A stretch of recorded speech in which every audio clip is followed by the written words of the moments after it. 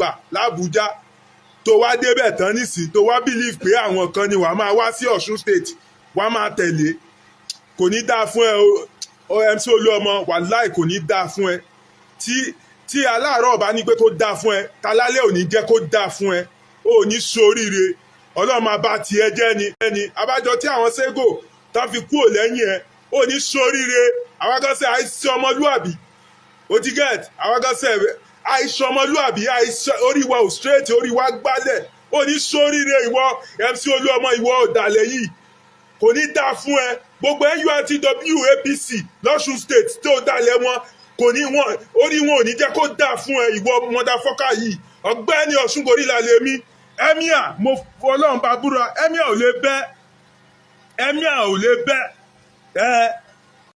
ṣẹlẹ̀ happen ṣẹlẹ̀ mo ní kí sáré wá gbé information yẹn fún ẹni ṣápálì kí ló ṣẹlẹ̀ láàrin gbogbo àwọn bọ́ìsì bàbá Tinubu torí kò gún àárín yẹn ògún gbogbo ẹ̀ ń kan gógó lọ́wọ́lọ́wọ́ bàbá gan kanra Tinubu gan kanra kí ló fa èpè ẹ̀yin ọmọ NURTW lórí presido yín káwọ́ sókè fún presido kí ló dé tẹ̀yin ò káwọ́ sókè tó jẹ́ pé èpè lẹ fi ránṣẹ́ sí presido ẹ má fa ẹ̀pọ̀n àgbò yìí já o.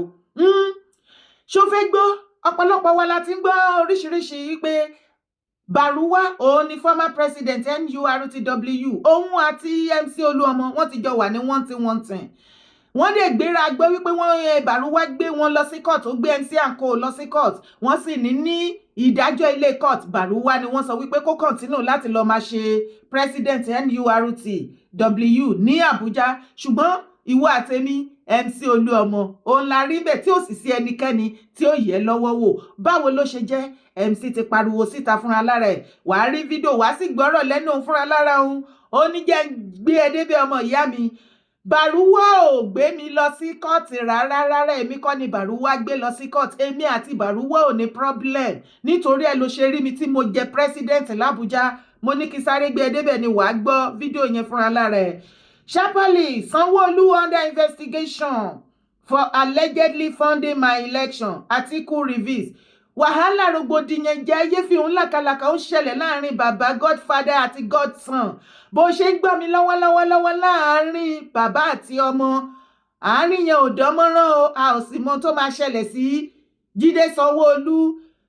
There is possibility wípé ó lè má parí tẹ́nà yẹn bóyá kó fúnra lára ẹ̀ kó bọwọ́ lùwé pé mo fẹ́ lọ fìdí rẹmi lé mo yọra mi pẹ̀lú àlàáfíà pẹ̀lú ìrọ̀rùn àbí kí wọ́n yìn píìsì ẹ̀ pẹ̀lú àdójútì. Ìdí ni wípé ohun tá a gbọ́ ni wípé wọ́n ní ó ń ṣe investigation yẹn lọ́wọ́lọ́wọ́ wọ́n ti jẹ́ kó yé bàbá Tinubu wípé Jide Sanwo Olu godson ẹ̀ kan lára àwọn godson ẹ̀ tó fi síbẹ̀ as a governor Lagos State wípé ó wà lára àwọn tó sponsor Atiku presidential election ní 2023 tí òun àti Tinubu ìyẹn godfather Sanwo Olu tọ́jọ́ díje. Báwo ló ṣe jẹ́ bẹ́ẹ̀ wá ti máa gbọ́ ṣùgbọ́n kí tó lọ síbẹ̀ ẹ jẹ́ kí sáré kà fún ẹ Sharparly. Former Vice President Alhaji Atiku Abubakar has hinted that Lagos State Governor Babajide Sanwo-Olu is under investigation over claim that he financed his 2023 failed election.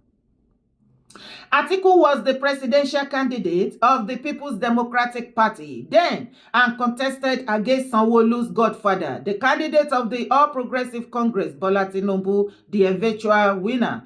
Gossip in circulation has for a while added that President Tinubu and the Lagos governor are not in good terms, arising from reports about alleged financial support Sanwo-Olu gave Atiku during the 2023 presidential pool. Òun ló ti gbọ́ yẹn o rògbòdìyàn yẹn kí sáré clear àárín yẹn fún ẹ. Ǹjẹ́ o gbọ́ nípa lady kan tí wọ́n ń wá tí EFCC declare wanted lọ́wọ́lọ́wọ́? EFCC declares Governor Sanwo-Olu's alleged ally Aisha Shimong wanted over money laundering allegation. Aisha Shimong yìí òun la gbọ́ nínú gossip wípé tán kún káàkiri wípé òun àti Mr. Celebu Governor Jide Sanwo-Olu wọ́n jọ ń wọdé wọ́n jọ ń làpòpò ara wọ́n jọ ń gbọ́mi sí mọ́jọ. Ṣó wá rí Aisha Ashimogi yìí ó wá jẹ́ ẹni tó ń ṣiṣẹ́ ní abẹ́ Atiku Abubakar Atiku ọ̀gá Aisha Shimogi ni. Aisha Shimogi yìí ní ìgbà tó fẹ́ ṣe birthday ó lẹ́tìkẹ́ni ó ní láti rí fídíò yẹn. Bẹ́ẹ̀ ni ó kó wọn kúrò ní Nàìjíríà lọ àwọn ọ̀rẹ́ lọ sí another state another country. Wọ́n lo a whole month ló fi celebrate birthday yẹn. Wọ́n dẹ̀ jẹ́ kó yé wa wípé hotel room kọ̀ọ̀kan fẹ́yàn kọ̀ọ̀kan cost one per night $150,000. Wọ́n sì lọ almost a month níbi bẹ̀. Bẹ́ẹ̀ ni Flavour go gbẹ̀yìn bẹ́ẹ̀ ó kọrin fún wọn tó sì jẹ́ pé wọ́n 1,000 lódìdí báyìí òun ni wọ́n ná dọ́là. Ó lẹ́lẹ́lẹ́ ṣé wọ́n náà ó ti yí ẹ láàrin yẹn wípé tó bá wá sọ wípé Jide Sanwo Olu ó wà lára àwọn tó sponsor Tinubu tó sponsor Atiku ní 2023 presidential election. Ó lè fẹ́ jọ bẹ́ẹ̀ torí ìwọ àtẹ̀mí gan rí wípé nígbà yẹn kò sẹ́ni tó believe wípé bàbá Tinubu máa win. Tó bá tiẹ̀ máa win gan wọn ò ní gbé fún. Jide Sanwo Olu lè máa wò wípé kí tòun má já sásán bóyá bàbá Tinubu ò ní win kóun má tún lọ lose kóun kúkú ta géèmù yẹn báyìí. Lọ́rọ̀ kan ṣá wọ́n gbé ìdí Jide Sanwo Olu wọ́n fi ń ra iná burúkú lọ́wọ́. Back to the matter. MC tí mo ṣàlàyé lẹ́ẹ̀kan yẹn mo fẹ́ kó wá gbọ́ fídíò tó fẹ́ ẹnu ara lára ẹ̀ báyìí tó fi ṣe àlàyé gbogbo nǹkan tó fẹ́ mọ̀ pátápátá ó yá wá gbọ́ fún rẹ̀. ẹni tó bá ń ṣe nǹkan tí ò dáa tó bá ń ṣàdúrà fún iṣẹ́ owó ẹ̀ máa ṣépè fún. ẹni tó bá ń ṣe nǹkan tó dáa tó bá ń ṣépè fún iṣẹ́ owó ẹ̀ máa ṣàdúrà fún. because èmi mo láì pé kí oníkálukú ní peace mo dẹ̀ ní jẹ́ president national union kí n gbàdúrà yìí pé kí stéètì kọ̀ọ̀kan tó wà lábẹ́ mi kó bàjẹ́. It can't possible. Because if stéètì yẹn bá bàjẹ́ orí ta ló wá ta ló fẹ́ ṣe wàhálà orí national president yẹn náà ni. ṣóyè yìí sì mo dẹ̀ lè kú ò kọ́ máa sọ káàkiri I'm APC pass. mo lè fi aṣíwájú Bọ́lá àti orílẹ̀ èdè yìí.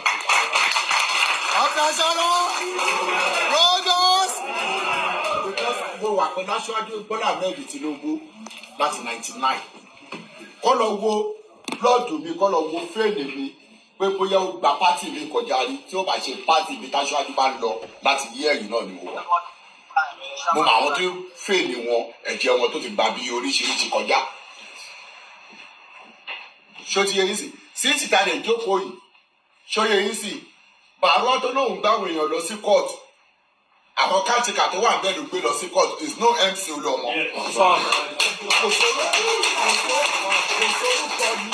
Kò sórúkọ mi nínú àwọn tó gbé lọ sí court.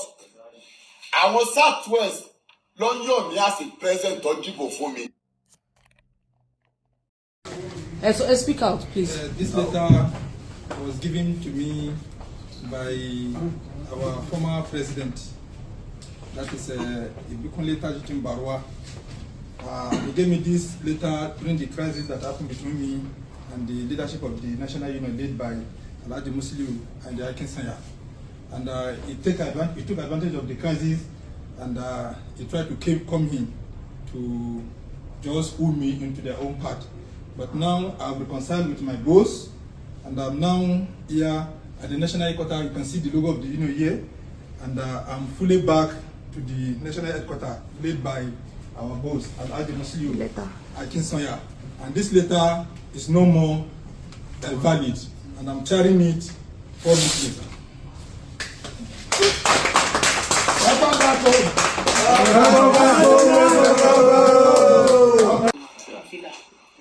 Ọmọ orí street ni mí, mo ṣe street ibi téèyàn ṣe street ni.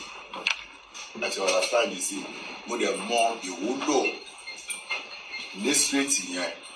Ìwúlò tí mo mọ street yẹn mo lè gbàdúrà kí n fìyà jẹ èèyàn. Mo lè gbàdúrà pé kí n yọ ọwọ́ yàn láwo ibi tó ti ń jẹun. Mo lè gbàdúrà pé kẹ́ni yẹn kó jẹ́ akúṣẹ̀ kébi dẹ̀ máa gbádùn káàkiri. Peace lóníkálùkù wá. Peace nílé ayé ó dáa fọmọlúàbí. Peace téèyàn bá ní peace ó máa ní fọkànbalẹ̀. Téèyàn bá ní peace ó máa fókọ̀sì sí nǹkan téèyàn fẹ́ ṣe. Téèyàn bá ní peace ó máa ráyè ààrẹ. Téèyàn bá ní peace ó máa ráyè ọmọ ẹ̀. Téèyàn bá ní peace ó máa ráyè ìyàwó.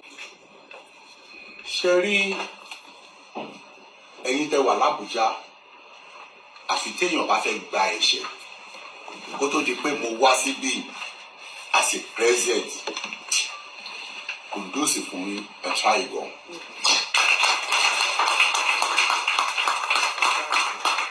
Because èyàn ò ní bí ọmọ kó gbàdúrà pé kóun mú ọwọ́ ẹ̀ kó fi lu ọmọ ẹ̀ pa. Ṣé kò lè sí nǹkan tó wá nílé ayé yìí ṣóyè yín sí tí ò lè padà lọ. Gbogbo wa ta wà bí ìtajókòó síbi gbogbo aláyé padà bí tọ́lọ́wọ́ bá ti ṣẹ̀dá wa wá. Ṣé wa náà ti gbọ́ bẹ́ẹ̀ yẹn? Ó ti ṣàlàyé ilẹ̀kùn àbí ẹ̀yọ́. Ó ti jẹ́ MC ti jẹ́ kó yé wa wípé Baruwa kọ́ ló kò gbé òun lọ sí court. Gbogbo ẹjọ́ tí Baruwa tó gbé lọ sí court àtàwọn tó jọ gbéra wọn lọ sí court kò síbi tó gbà kan òun nítorí ẹ̀ lẹ ṣe rí òun tí ọlọ́pàá ò lè yẹ̀ òun lọ́wọ́ wò tí ò sẹ́nikẹ́ni tó lè lé òun kúrò ní NURTW secretariat building ní Abuja, ìyẹn overall head office gbogbo wọn. Ìyẹn nìyẹn tó bá ní àlàyé tó fẹ́ ṣe drop ẹ̀ sábẹ́ comment section. Mo ní ìrìnàjò náà ló tún gbé mi sáré lọ pé kí ló ń ṣẹlẹ̀ láàárín àwọn bàbá Tinubu àtàwọn bọ́ìsì wọn. Wà á ti máa gbọ́ rògbòdìyàn tó ṣẹlẹ̀ láàárín Jide Sanwo Olu àti Obasa pé ọ̀sán àti òru ni wọ́n. Wà á sì ti gbọ́ lẹ́nu ọjọ́ mẹ́ta wípé àwọn legislator sọ wípé àwọn ò trust Obasa mọ́ èyí tí Obasa ṣe ní House of Assembly ní Lagos State. Ó ti tó kó máa lọ lé. Rògbòdìyàn yẹn ṣẹlẹ̀ àwọn legislator gbé mẹ́rẹ́ndà kó tó di pọ́ Obasa dé láti holiday. Gbogbo rògbòdìyàn yẹn ṣáà lọ left right center. Wọ́n wá yọ Obasa ṣùgbọ́n bàbá Tinubu dá Obasa padà wípé láyé ẹ bá yọ ẹnikẹ́ni nínú yín tó bá fọwọ́ pa idà mi lójú àjẹyàn ẹ̀ níṣu. Bóyá òun ló wà fà á o torí bàbá Tinubu fọ́ọ̀sì Obasa lé wọn lórí. Lagos Assembly yet to resume more than 3 weeks after Obasa's return as Speaker. Legislative activities in crisis amid legal political tension. Òun ló ti ń gbọ́ yẹn. Lagos reporters, the Lagos State House of Assembly remains in a state of uncertainty following the restatement of Mudashiru Obasa as Speaker, with legislative sessions adjourned indefinitely. As of now, it has been more than 3 weeks since the Assembly last held a legislative sitting, raising concern among lawmakers, political analysts, and the general public about the prolonged standstill. The indefinite adjournment has paralyzed legislative functions, leaving key policy decisions and bills in limbo. Many fear that the continued inaction could disrupt governance in Lagos State, especially with the critical issues such as the upcoming local government election this year hanging in the balance. The situation has also fueled the speculation about internal conflicts within the assembly as opposing factions remain divided over Obasa reinstatement, further deepening the crisis. Amid this turbulence, the fate of the state legislature remains uncertain with no clear timeline for resumption. Òun ló ti gbọ́ yẹn. Rògbòdìyàn náà ló dọ́dọ̀ Obasa. Tinubu ní pé kí wọ́n dá Obasa padà ṣùgbọ́n gbogbo àwọn legislator pátápátá ni wọ́n ti jókòó sínú ilé wọn o. Wọ́n ní kí Obasa kó lọ máa dá ṣèjọba ẹ̀ ń bẹ̀. Àwọn ò ní iṣẹ́ kankan tí wọ́n fẹ́ bá lọ́wọ́ sí. Àtìgbà tí Tinubu ti gbé Obasa lé gbogbo wọn lórí, inú wọn ò sì dùn sí wípé ẹ má fọ́ọ̀sì ẹ̀ lé wọn lórí, àwọn ò fẹ́sẹ̀. Ìgbà tó ti jẹ́ pé Tinubu ló fẹ́ bẹ́ẹ̀, ẹ jẹ́ kó máa lọ bẹ̀ kó lọ máa ṣèjọba kó kàn àwọn ẹjọ́ kí ló wá ń ṣẹlẹ̀ gangan. Bàbá Tinubu, rògbòdìyàn yóò wá pọ̀ jù. After all, ẹ̀yin ló kàn.